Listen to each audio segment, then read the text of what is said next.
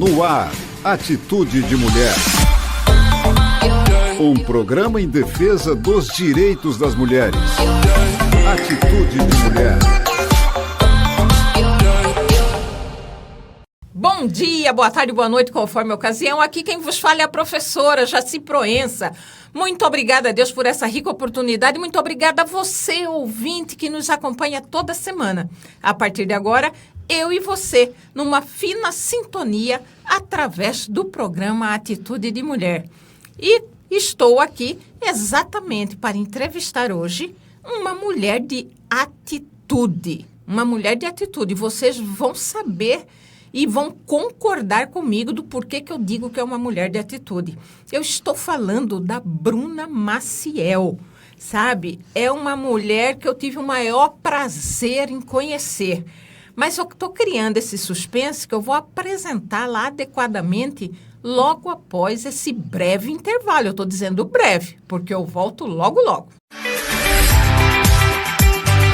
O programa Atitude de Mulher faz um rápido intervalo e volta já já. O som da sirene que a gente quer ouvir nas escolas é esse. E não esse. A chamada da escola que a gente quer escutar é essa. Helena. Presente. E não essa. Amor, é da emergência? A escola é lugar de aprender a verdade e não de espalhar notícias falsas.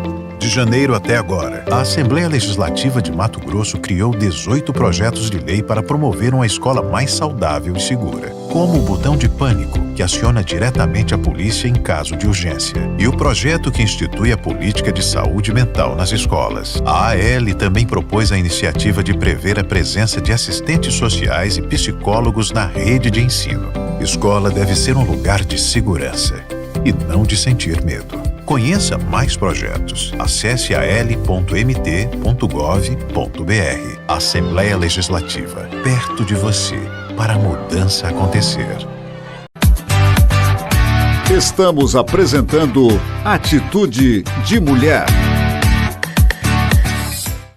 Estamos retornando com o programa Atitude de Mulher e, como eu anunciei na abertura, a nossa mulher de atitude de hoje a ser entrevistada é a Bruna Maciel, jornalista pela nossa querida Universidade Federal de Mato Grosso, pós-graduada em comunicação nas sociedades cooperativas pelo ICOP e especialista em práticas de cultura pelo IFMT. Atualmente, ela é analista de comunicação da Fundação André e Lúcia Maggi. Seja bem-vinda, Bruna, ao programa Atitude de Mulher.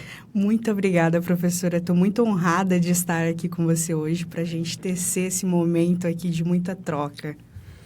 Olha, eu estive recentemente ouvindo, né, ela explanando para um grupo de militantes e tal, e eu fico, cada vez que eu a ouço, eu fico assim, encantada, né, com comprometimento, com conhecimento, de uma sabedoria. Mas, Bruna, antes disso tudo, para que o nosso ouvinte saiba quem é a Bruna Maciel, não só esse breve currículo, mas quem de fato é a Bruna, você poderia compartilhar conosco quem foi e em quem se tornou a Bruna Maciel? Nossa, que pergunta difícil, porque a gente passa por transformações constantes, né? Eu sou Bruna, sou cuiabana, sou cria lá do CPA. Conheci a senhora lá ainda menina, admirando, né?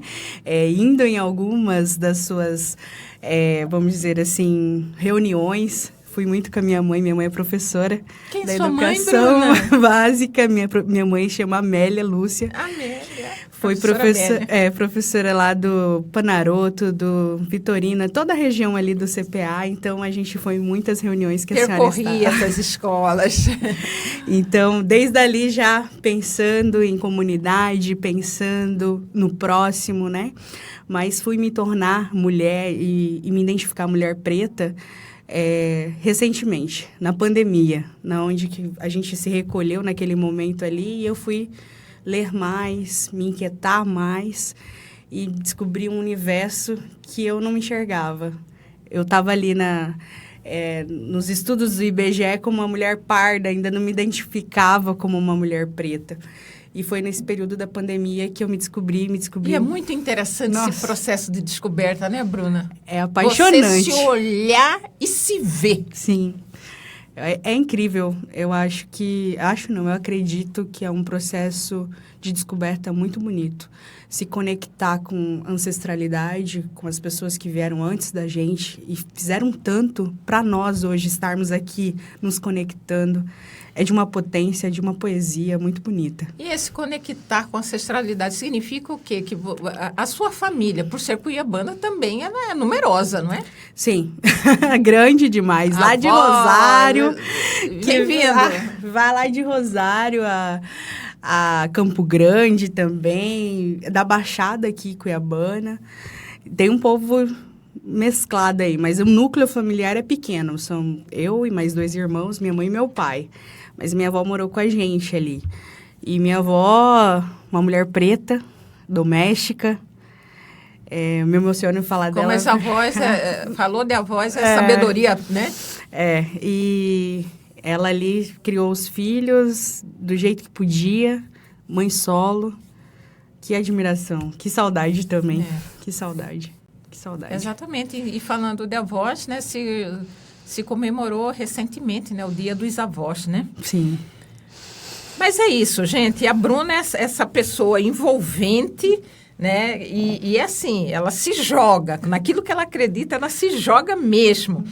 Mas, Bruna, você passou por todo um processo de formação. Teve aquele aprendizado lá na base, lá no seio da família, com a avós, com a mãe, né, vendo toda aquela luta e convivendo dessas relações carregadas de muito amor, né? Quando você fala, você transmite isso, né? Mas a Bruna cresceu. A Bruna buscou se qualificar, né? Passou por um processo todo de educação e vem nesse processo constante de aprendizagem, né? Ensino-aprendizagem ao mesmo tempo. E aí você está hoje ocupando um espaço numa fundação, exatamente numa área da comunicação. E até pouco tempo, esse setor, a gente tem numa memória até recente. Geralmente, esses espaços eram ocupados por homens, né, Bruna? Muito. Como que foi para a Bruna chegar a ser analista de comunicação de uma fundação tão importante quanto essa no Estado? Bom, o meu tempo na fundação ainda é curto. Eu estou lá há 4 meses, mas eu venho de uma trajetória de instituição financeira. Então, instituição financeira totalmente muito ocupada por homens em cargos, ainda né? E quando eu saí da universidade, a comunicação também é ocupada por muitos homens, né? Sim. Nós sabemos disso. E também tem aquela questão das pessoas visualizarem a mulher como uma mulher frágil, né? Que ela não pode ocupar grandes cargos, né? Ainda tem isso, esse preconceito com as mulheres ocuparem alguns cargos. E eu estive na instituição financeira cooperativista por 5 anos. E tive um cargo de gestão ali, coordenando uma área de comunicação. E como foi difícil, não só enquanto mulher, mas uma mulher preta. Né? Então, e mesmo você não se vendo, mas era vista como tal.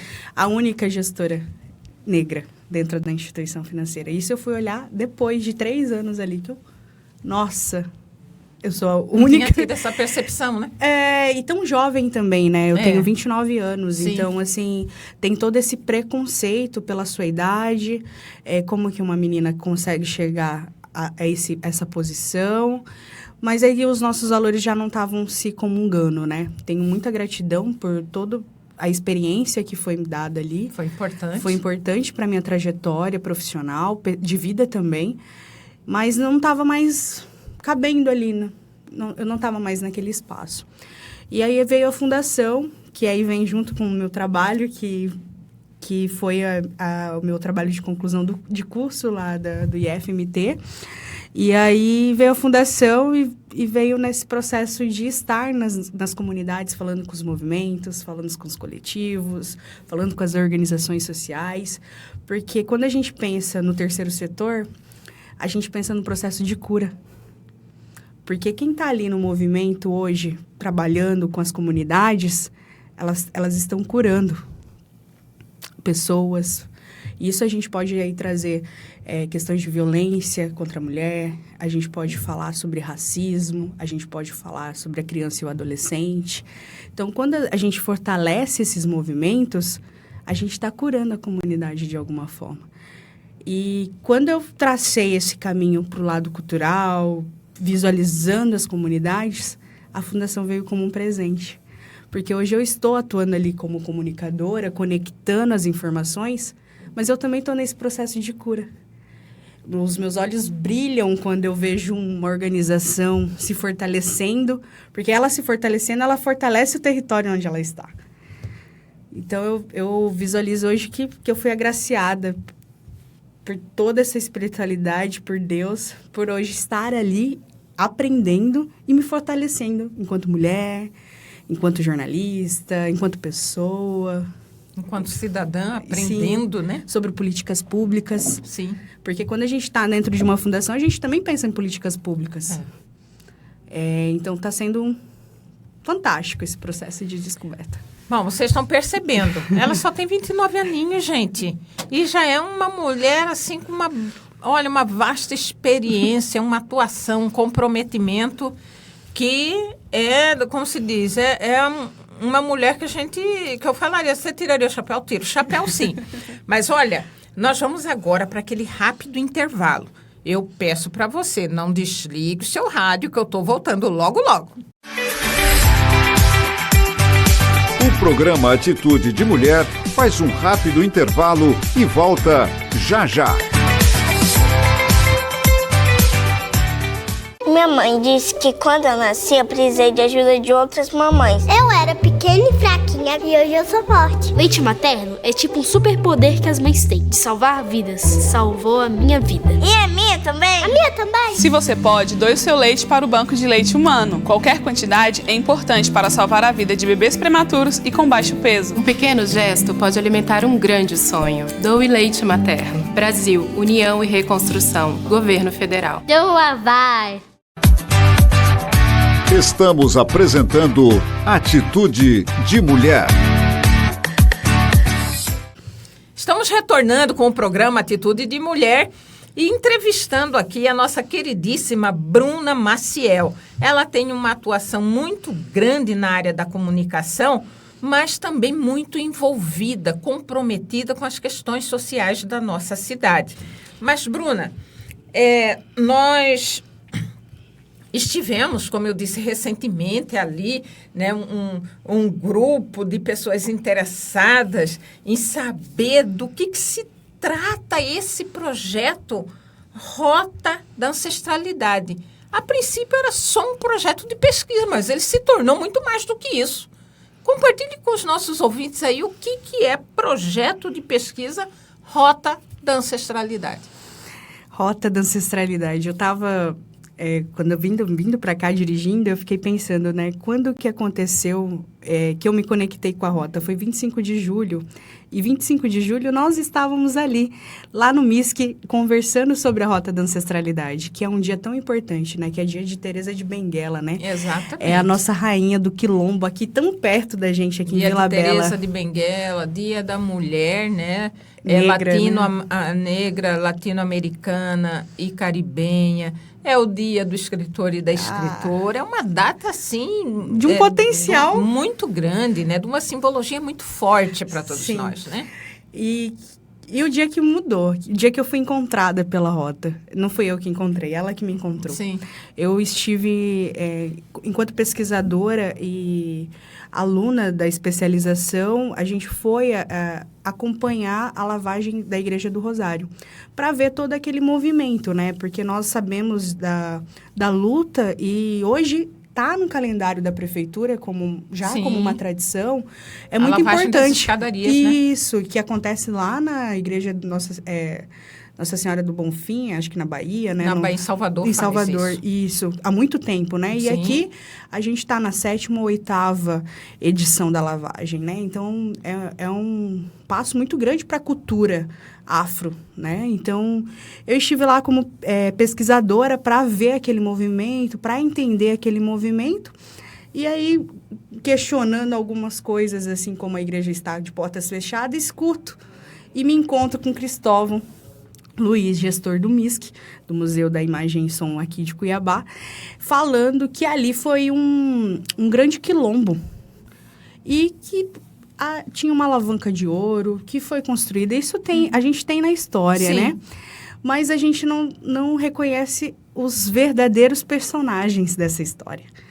E a igreja foi construída por mãos negras, né? Sim. E essa história não é falada, né? Ela é abafada. E a gente tem toda uma simbologia ali, né? E nossa, essa história... E escutando ele dando essa entrevista e falando que ali era um quilombo, ao céu aberto. E aí a gente tinha a Praça da Mãe Preta, que é o único corpo de bombeiros que leva o nome de Mãe Preta. E eu, meu Deus, essa história eu não sei dessa história. Eu sou daqui, não sabia disso, né? E aí que a gente teve um pelourinho. Aí eu falei, não, como assim que a gente teve um pelourinho aqui no Centro Histórico de Cuiabá? Preciso saber mais. Fui embora com essa inquietação, com esses pontos de interrogação na minha cabeça e fui pesquisar na internet e não tinha nada sobre isso. Quem que é Mãe Preta? Quem que é essa mulher? Por que ela tem uma estátua ali? Por que ela está ali? Como assim que a gente tem um único corpo de bombeiros no Brasil chamado Mãe Preta e ninguém fala disso? Como assim a gente teve um pelourinho e não tem uma placa disso lá na Praça da Mandioca? Como assim que a gente teve uma Rua das Pretas e hoje chama Engenheiro... Tem um outro nome. Engenheiro Ricardo Franco, nome de um militar português branco. Não, eu preciso saber dessa história, eu preciso ouvir essa história. E eu fui atrás do Cristóvão, esse aprendiz de griot que ele fala, né? E ouvindo ele, eu falei, meu Deus, as escolas precisam saber dessa história.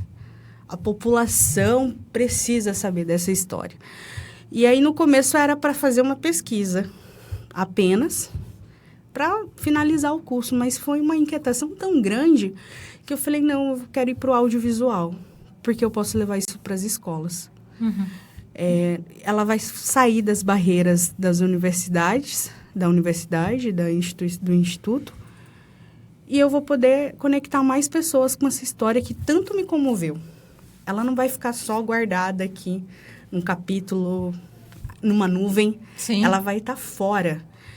E eu quero ouvir esses personagens, porque aí eu descubro que tem o filho da Mãe Preta, que é Ana Maria das Neves, está vivo. Não, eu preciso ouvir esse homem. Eu preciso saber desse homem, quem foi essa Mãe Preta, por que ela é Mãe Preta. E aí começou todo o trabalho. E essa conexão com a Rota da Ancestralidade. Olha, ela fala aqui com tanta emoção que nos contagia, viu? É emocionante. E é muito lindo o que eles já conseguiram realizar. Eu falo eles porque isso se deu esse start através de um outro projeto, né, que foi da lavagem das escadarias do Rosário. Ela se conectou lá com o Cristóvão Luiz, que é o gerente, né, do Museu da Imagem e Som de Cuiabá. E agora já tem tanta gente envolvida nesse processo, nesse movimento, que é impressionante.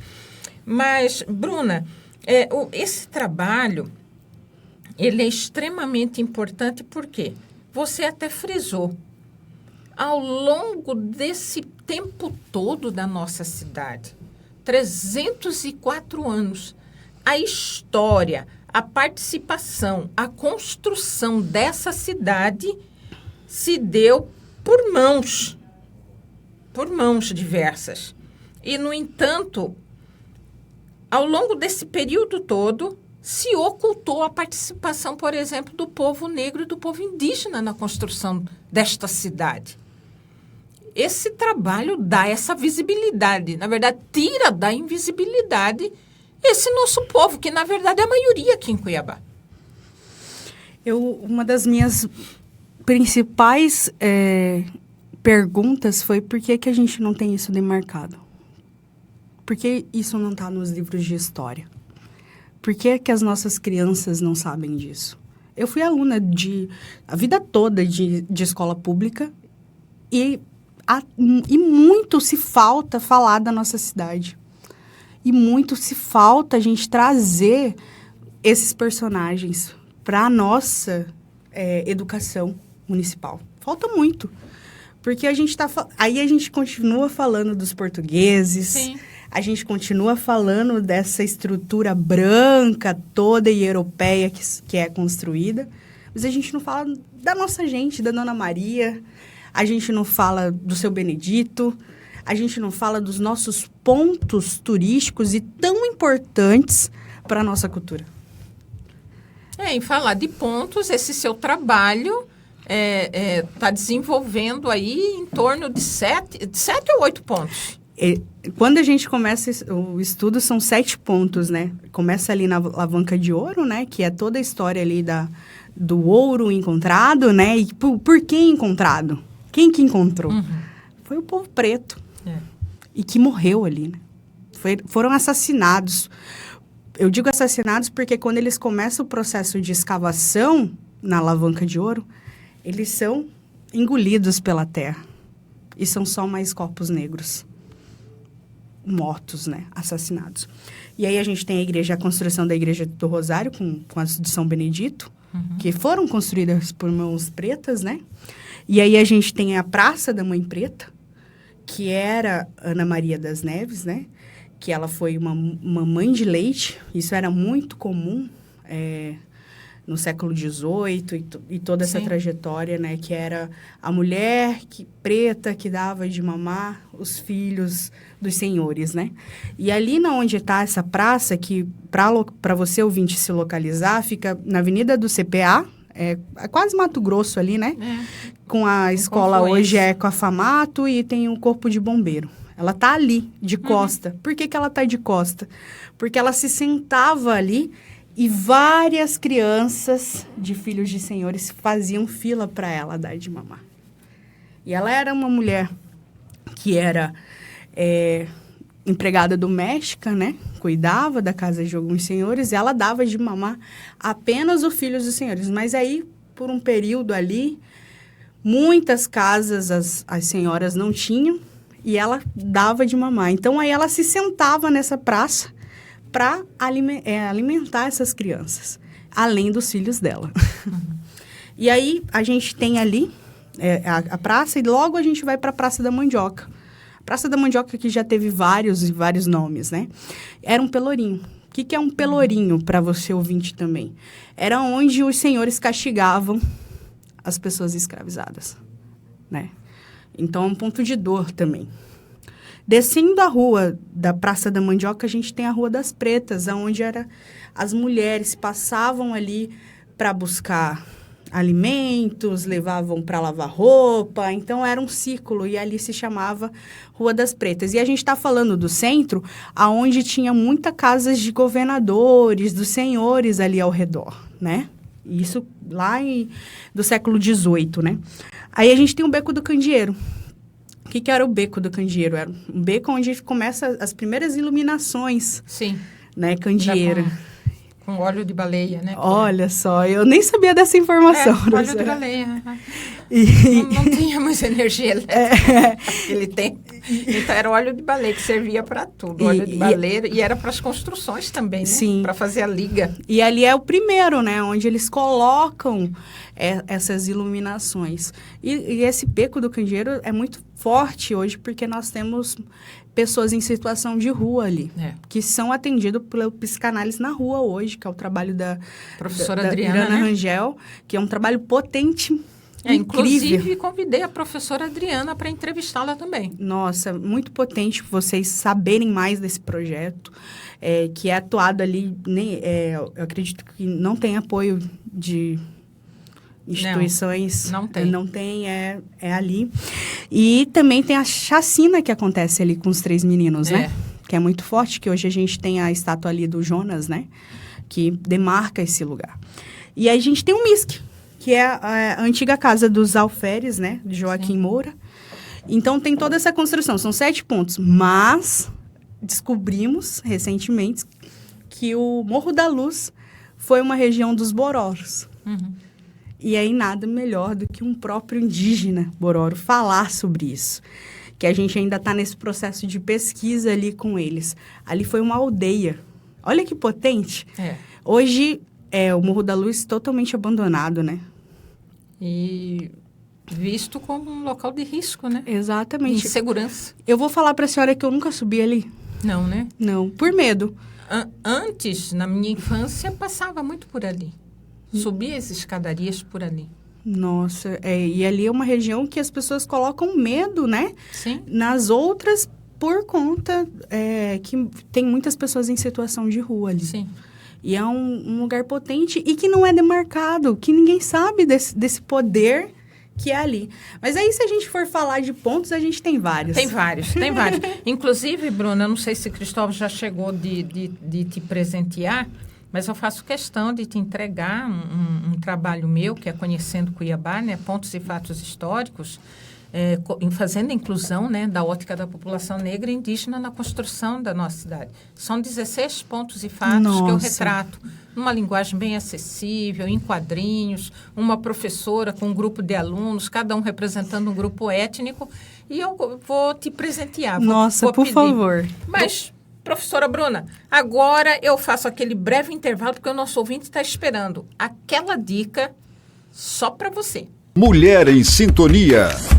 O Brasil registrou nos últimos anos um aumento expressivo da violência contra a mulher no ambiente virtual. Os crimes virtuais mais comuns contra a mulher são a pornografia de vingança, que é a divulgação de imagens íntimas em sites e redes sociais, seja vídeo ou foto com cenas íntimas, nudez, relação sexual, sem o consentimento da vítima. A extorsão é a ameaça de se divulgar imagens íntimas para forçar a mulher a fazer algo, seja por vingança, humilhação ou para extorsão de dinheiro. E o estupro virtual, que é quando o autor do crime, por meio da violência psicológica, faz ameaças e chantagens à vítima, por ter posse de algum conteúdo íntimo e, com isso, exige favores sexuais por meio virtual, como coagir a mulher a tirar a roupa em uma chamada de vídeo, por exemplo. Para obter orientação de como denunciar a violência virtual, ligue 190 ou 197 ou 180 ou 181. Essa é a dica de hoje. Mulher em Sintonia. Estamos retornando com o programa Atitude de Mulher, exatamente naquele momento que você fala, mas já acabou, a prosa estava tão boa, mas é assim mesmo. Depois a professora Bruna volta aqui, ela compartilha conosco as fases, né, de desenvolvimento do seu projeto e tudo mais. Eu estou falando dela, mas não é dela, mas já é nosso, viu? É nosso projeto. Ela idealizou e a gente já embarcou, né, nessa proposta toda e estamos assim muito envolvidos nisso tudo. Mas, professora Bruna, eu falo professora, é mania porque eu sou professora, mas ela é professora porque eu estou aprendendo com ela, gente. Ela é jornalista.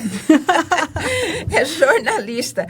Mas, Bruna, eu quero aqui lhe agradecer de coração ter aceito esse convite para compartilhar a sua vivência, as suas experiências com os nossos ouvintes, né? E abro aí para você fazer as suas considerações finais.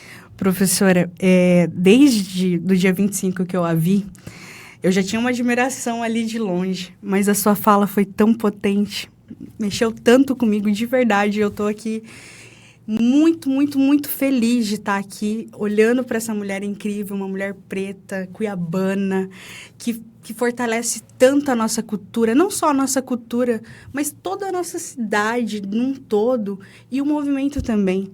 E eu saí de lá tão comovida, pensando tantas possibilidades, e eu falei, meu Deus, eu fui muito agraciada por estar nesse momento com mulheres tão fantásticas.